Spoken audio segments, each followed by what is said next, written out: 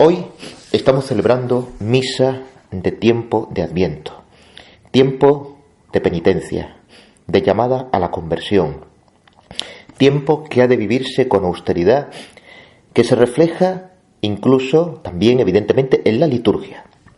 Hoy en la Santa Misa no se reza el Gloria, hoy no hay flores en el altar, hoy el color de las vestiduras litúrgicas es el color morado, el mismo que se utiliza en Cuaresma y que se utiliza también en algunas misas de difuntos, en las que no se utiliza el color negro. Hoy no sería propio complementar en la Santa Misa con canciones, vamos a llamar canciones, por ejemplo, a la Virgen María al final de la Santa Misa, puesto que estamos dentro de ese espíritu de penitencia y de austeridad, y por supuesto me refiero a canciones debidas y propias a lo que estamos celebrando, que es la Santa Misa. No me estoy haciendo ninguna alusión a todo ese género de pachangas que por desgracia han inundado nuestras comunidades. En definitiva, hoy, día de Adviento, segundo domingo de Adviento, la liturgia nos mueve todo a la penitencia, a la austeridad, a la llamada profunda a la conversión. El Señor nos quiere regalar el gozo eterno para siempre, a todos. Para el Señor, en su voluntad, lo que querría es que nuestra vida fuera, como una especie de Adviento que se corona en la gloria final, en la gloria de la Pascua, o en la gloria o en la solemnidad alegre y gozosa de la Inmaculada Concepción de la Virgen María, de la que en su día propio disertaré en la homilía, para hacer una reflexión incluso pedagógica que podamos transmitir a los niños de primera comunión, a los que se preparan para la primera comunión, a los jóvenes que se preparan para la confirmación. Después de la penitencia, después de la austeridad, después de la lucha contra el pecado, después de la ascética, si somos fieles, llegará el gozo eterno, pero no va a llegar antes, no llegará antes. El santo cura de Ars enseñaba que aquellas personas que huyan de la cruz a lo largo de su vida se encontrarán con una cruz que les aplaste por toda la eternidad. Por eso el santo cura de Ars, una persona profundamente austera y mortificada, él decía: es mejor llevar la cruz ahora por amor a Dios durante la vida que ser aplastado por la cruz sin ninguna gota de amor por toda la eternidad. A los niños que puedan estar escuchando, a los que estáis escuchando ahora o los que puedan estar escuchando a través de la red, yo les diría, cuando nos dan un premio por nuestro buen comportamiento, evidentemente nos sabe muy bien porque ha habido un esfuerzo por lograr ese buen comportamiento. Valoramos ese premio, lo agradecemos y lo disfrutamos. Cuando ese premio se quiere dar sin llamarnos antes a la lucha y al esfuerzo por el buen comportamiento, ese premio no solo no se valora, sino que al final se desprecia.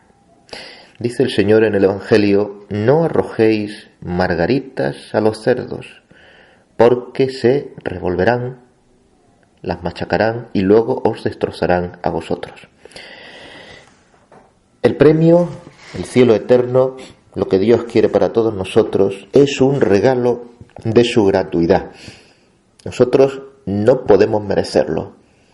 Una vida llena de esfuerzo y de ascética no va a conquistar el cielo eterno, porque entonces haría necesario una vida en la tierra eterna para conquistar un cielo eterno, lo cual sería una contradicción, porque si la vida fuera eterna, entonces no habría cielo eterno. Desde ese juego de palabras es todavía más sencillo. Nosotros, que somos invitados gratuitamente al banquete celestial, tenemos que responder con nuestra vida aceptando esa invitación, y en esa aceptación de la invitación entra nuestro esfuerzo.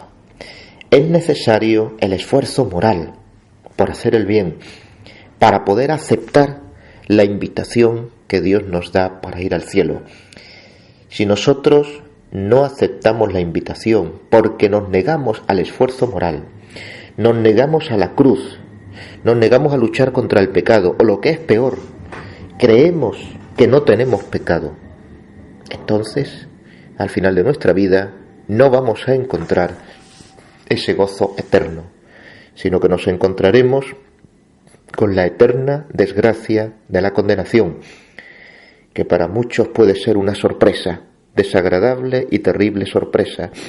Viví durante mi vida creyendo que vivía en la virtud y ahora me doy cuenta que he vivido en el pecado sin saber que estaba viviendo en el pecado. Y por culpa mía, porque no quise abrir mi conciencia y mi corazón cuando supe claramente cuál era el camino. Fijémonos bien, queridos hermanos, que cuando pasa mucho tiempo sin examinarse uno la conciencia acaba dormida. Y cuando la conciencia está dormida, completamente aletargada, el que no pueda despertarse no es culpa de aquellos que tengan la obligación de moverla, sino de aquel que se quedó dormido por su propia voluntad. Yo he tenido experiencias en confidencia con personas que después de muchos años han venido a pedir confesión y también me han dicho que los sacerdotes de sus comunidades no se ponían a confesar o incluso hacían la barbaridad de las absoluciones colectivas. Entonces, ante ese hecho, ha habido algunos que con una gran sinceridad me han dicho: claro, hay una responsabilidad muy grave de ese sacerdote, pero en el fondo nosotros nos acomodamos a esa nueva situación. Y ahí está el reconocimiento de la propia culpa. Y ahí está la clave del tiempo de Adviento. El examen de conciencia que nos lleve a iniciar una lucha, un esfuerzo moral contra nuestro pecado para poder llegar al puerto final, que es el gozo eterno de la salvación. Sin ese reconocimiento de los pecados, sin esa confesión sacramental, sin ese propósito de enmienda, nunca llegaremos a la gloria eterna. Aunque creamos de una manera más o menos inconsciente que estamos camino de ella, porque nos queramos creer para sentirnos cómodos, pues todas aquellas ideas terribles, herejías predicadas por tantos lugares, de que como Dios es tan bueno, todos estamos salvados, hagamos lo que hagamos. Como siempre, vamos a pedirle a la Virgen María que nos ilumine. Ella nos ilumina siempre. Más bien habría que pedirle a la Virgen María que nosotros nos dejemos iluminar por ella en nuestros corazones. Estamos todavía a tiempo. Estamos a tiempo todavía. Yo creo que hoy, desgraciadamente, lo tienen más difíciles las personas más mayores que los más jóvenes o los más niños. Porque, y me refiero a personas mayores, de más de 30, 35, 40 años en adelante.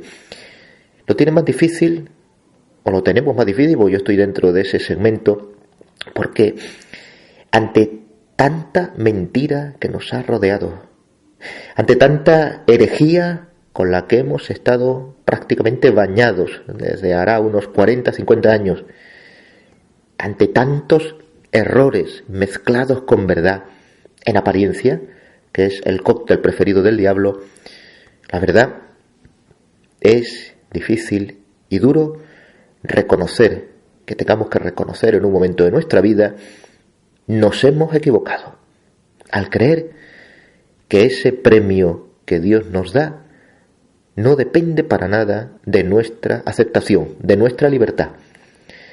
Queremos o hemos pretendido o pretendemos eliminar el Adviento para llegar al gozo eterno. Pretendemos eliminar el esfuerzo para poder gozar del premio. Y por eso y perdonadme la expresión, hoy día nos estamos comportando como auténticos cerdos que reciben un regalo, se ríen de ese regalo, lo destrozan y destrozan a aquellos que se lo quieren regalar.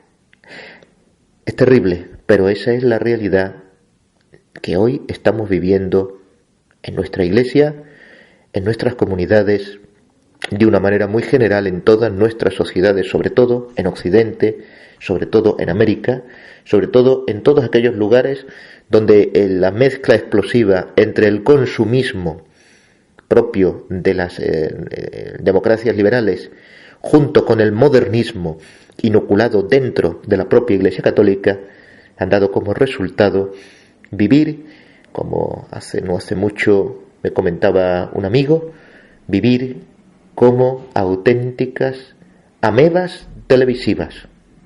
Es una buena expresión. Amebas televisivas, pendientes de la televisión, pendientes de la propaganda, pendientes del marketing consumista, creyendo ingenuamente que todos estamos salvados, hagamos lo que hagamos, por lo bueno que es Dios, o habría también que añadir, por lo tonto que es Dios nuestro Señor. Queridos hermanos, no voy a alargarme más porque quisiera quizá alargarme un poco más en la homilía de la Inmaculada Concepción.